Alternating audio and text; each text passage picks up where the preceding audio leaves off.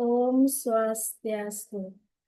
Baik, sebelumnya perkenalkan nama saya Loh Marliani Widiartami dengan NIM 22089016013. Baik, saya akan memaparkan hasil proposal saya yang berjudul Analisis DRP Drug Related Problems terhadap pengobatan gagal jantung pasien rawat inap di Rumah Sakit Umum Buleleng. Baik, saya akan memaparkan hasil em, proposal saya. Nah, di sini ada dua pembahasan. Yang pertama bab satu pendahuluan dan bab tiga metodologi penelitian. Next. Nah, saya akan membahas bab satu terlebih dahulu. Nah, di sini ada latar belakang. Gagal jantung, apapun etiologinya, saat ini masih merupakan penyakit dengan angka kematian dan kesakitan yang tinggi di seluruh rumah sakit. Terdapat 26 juta orang di seluruh dunia yang menderita gagal jantung pada tahun 2016 dan meningkat hingga 64,3 juta orang pada tahun 2020. 1 sampai 4 dari penelusuran literatur oleh Emmons Bell didapatkan bahwa dalam 42,360 penelitian prevalensi gagal jantung sebesar 3,4%. Dari total orang dewasa dengan insiden 4.300 per 100.000 pada usia 20 tahun sampai 80 tahun dan 1.600 per 100.000 tahun pada usia lebih tua, sehingga rata insiden gagal jantung pada semua orang dewasa adalah 840 per 100.000. Di Indonesia, berdasarkan pusat data dan informasi Kemenkes, prevalensi gagal jantung pada tahun 2013 adalah 0,13% atau 229.696 orang. Nah, menurut data Rumah Sakit Daerah Buleleng, gagal jantung berada di urutan 5 besar penyakit tertinggi dalam kunjungan rawat inap di Rumah Sakit Kabupaten Buleleng. Nah, European Society of Cardiology 2021 tentang pedoman dan tata laksana gagal jantung akut dan kronik, terdapat beberapa golongan obat yang direkomendasikan untuk pasien gagal jantung dengan NYHA kelas 2 sampai 4 disertai penurunan fraksi injeksi kurang lebih 40%. 40%. Nah, terapi pada modulasi renin, angiotensin, aldosteron, atau bisa disebut dengan RAAS, dan sistem saraf simpati yang menghambat enzim pengubah angiotensin atau bisa disebut ACE1 atau penghambat reseptor neprilysin angiotensin atau bisa disebut dengan ARNI. Nah, antagonis reseptor mineralocorticoid atau bisa disebut dengan MRA dan beta blocker merupakan prinsip umum farmakoterapi pasien gagal jantung dengan penurunan fraksi injeksi. Obat golongan tersebut telah terbukti mengurangi gejala pada pasien dengan penurunan dengan kelangsungan hidup. Nah, mengurangi resiko kejadian rawat inap dan meningkatkan kelangsungan hidup, sodium glukosa CO transporter 2 inhibitor seperti dapagliflozin atau empagliflozin jika ditambahkan ke terapi dengan ACE1 atau ARNI atau beta blocker atau MRA dapat mengurangi risiko kematian kardiovaskuler dan memperburuk gagal jantung pada pasien dengan HFrEF. Nah, pada pasien penderita penyakit kronik, informasi kualitas hidup dapat memberikan gambaran penting tentang pengaruh penyakit dalam kehidupan pasien sehari-hari. Nah, telah banyak studi yang menilai faktor yang memengaruhi kualitas hidup pasien gagal jantung, tetapi masih terdapat beberapa faktor yang meninggalkan pro dan kontra. Berdasarkan ulasan tersebut, penulis perlu melakukan studi literatur berkaitan dengan kualitas hidup pada pasien penderita gagal jantung. Nah, baik di sini ada rumusan masalah. Berdasarkan latar belakang di atas, didapat rumusan masalah sebagai berikut. Yang pertama, apa saja faktor mempengaruhi DRP pada pasien gagal jantung di RSUD? Yang kedua, apa saja jenis DRP yang terjadi pada pasien gagal jantung di RSUD Buleleng? Yang ketiga, bagaimana pengaruh DRP terhadap efektivitas pengobatan pasien gagal jantung di RSUD Buleleng? Yang terakhir, apakah terdapat hubungan antara DRP dengan lama rawat inap pasien gagal jantung di RSUD Buleleng?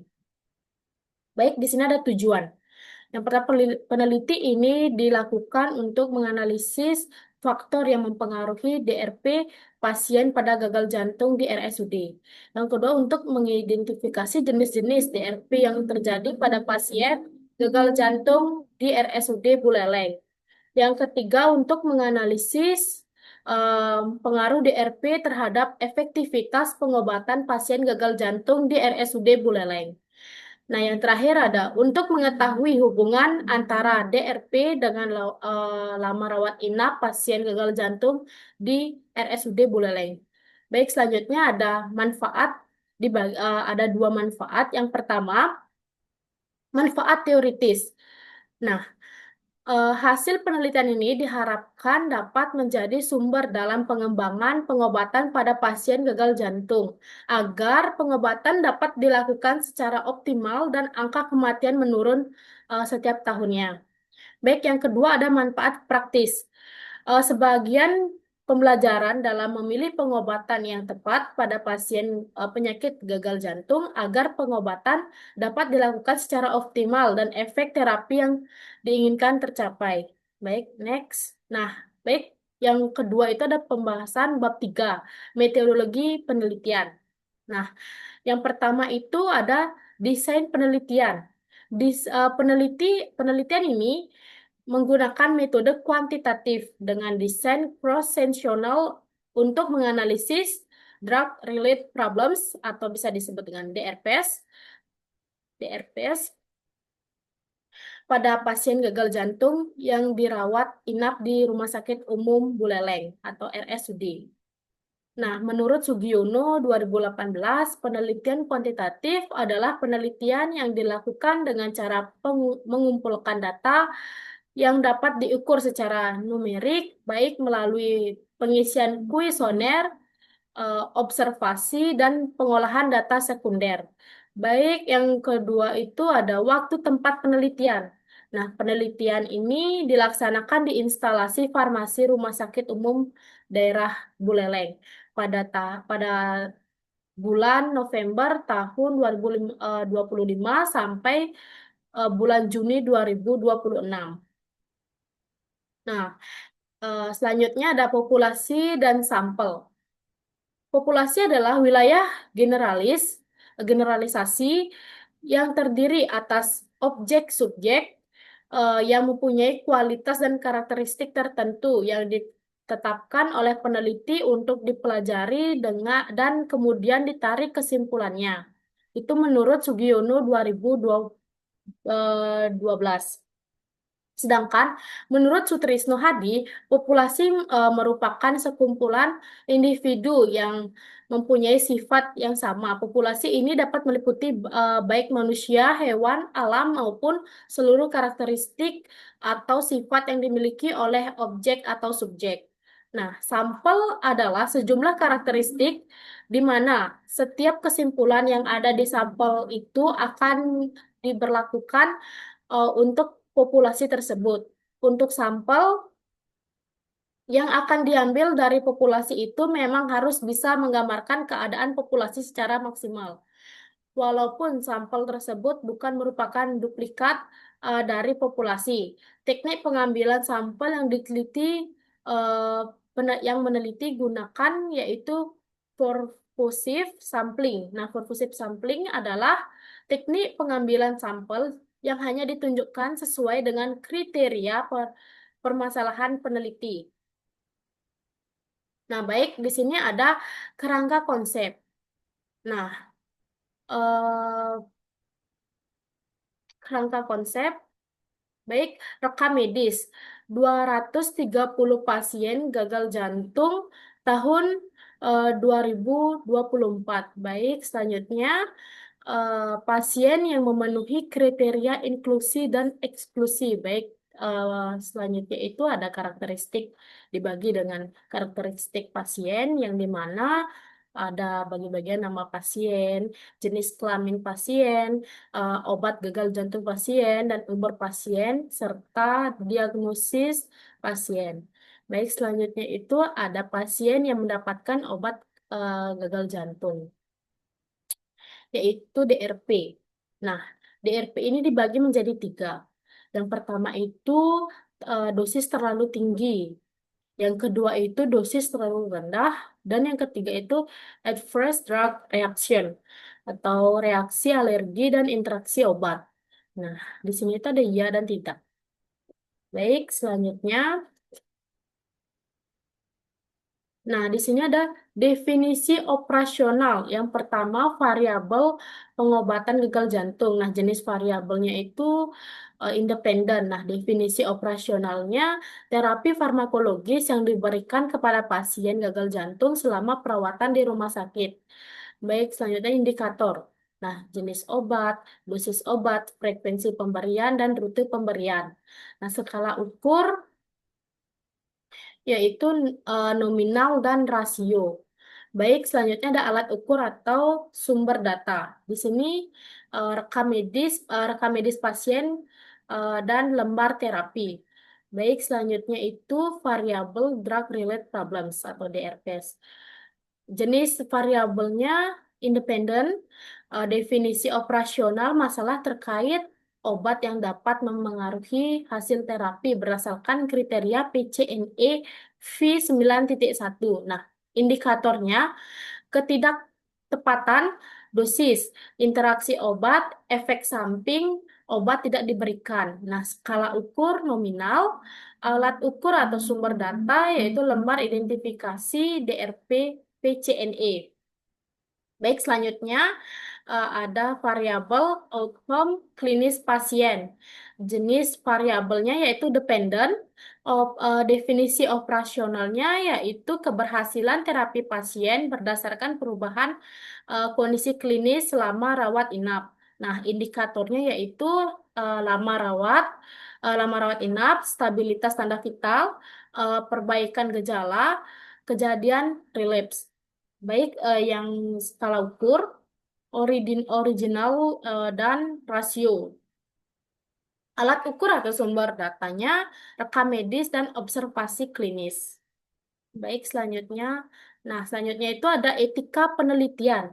Penelitian ini nantinya akan mengajukan kode etik pada Komisi Penelitian Kesehatan Stikes Buleleng. Selanjutnya ada prosedur penelitian. Nah, yang pertama itu ada permintaan izin penelitian. Peneliti ini terlebih dahulu mengurus surat pengantar dari Stikes Buleleng untuk kemudian diajukan kepada Direktur RSUD Kabupaten Buleleng. Selanjutnya, peneliti meminta izin secara tertulis ke bagian instalasi rekam medis dan farmasi guna memperoleh akses terhadap data pasien gagal jantung rawat inap. Baik, yang kedua itu ada pengumpulan data. Nah, peneliti melakukan pengumpulan data sekunder secara retros, retrospektif dari berkas rekam medis pasien rawat inap di RSUD Buleleng pada periode bulan November 2025 sampai bulan Juni 2026. Nah, di sini ada pengumpulan data yang dikumpulkan mencakup yang pertama itu ada identitas pasien seperti inisial pasien, usia pasien, dan jenis kelamin pasien. Yang kedua itu ada diagnosa medis utama dan komorbid. Nah, selanjutnya ada terapi farmakologis yang diberikan. Contohnya jenis obat, dosis, rute, frekuensi, dan lama pemberian. Baik, baik. Selanjutnya itu ada